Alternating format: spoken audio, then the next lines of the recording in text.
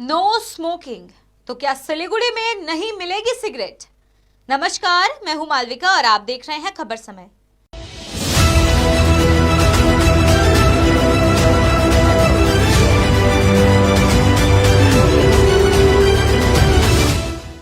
अगर आप धूम्रपान के शौकीन हैं और सिगरेट आपकी कमजोरी है तो जल्द से जल्द इस कमजोरी से छुटकारा पा ले, क्योंकि सिलीगुड़ी समेत देश भर में सिंगल सिगरेट बेचने पर रोक की तैयारी शुरू हो गई है।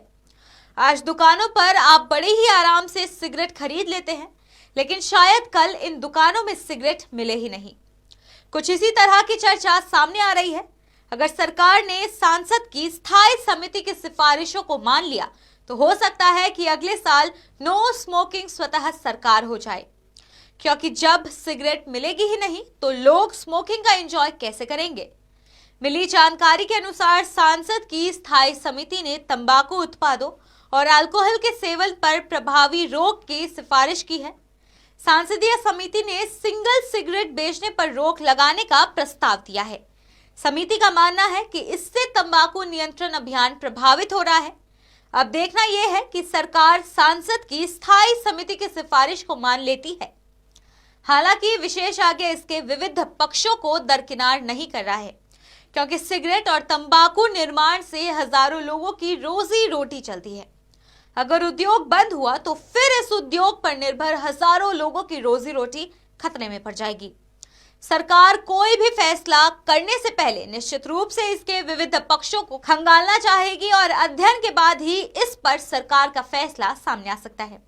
सूत्रों ने बताया है कि अगर सरकार ने सिगरेट बेचने पर प्रतिबंध नहीं लगाया तो निश्चित रूप से इस पर टैक्स का बोझ बढ़ेगा, ताकि सामान्य लोगों को इससे दूर रखा जा सके।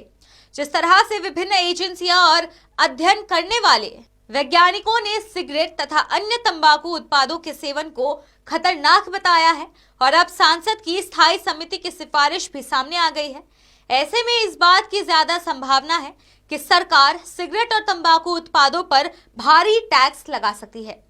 Voluntary health association of India तथा अन्य विशेषज्ञों के प्रस्ताव के अनुसार एक बीड़ी की न्यूनतम दर 1 रुपए तथा 12 रुपए प्रति सिगरेट होनी चाहिए।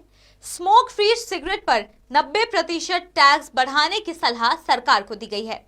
विशेषज्ञों का मानना है कि अगर सरकार सांसद की स्थायी समिति की सिफारिश को मान लेती है तो देश में बीड़ी की खपत में 48%, सिगरेट की खपत में 61% तक की कमी हो सकती है और तंबाकू की खपत में 25% की कमी आने का अनुमान है।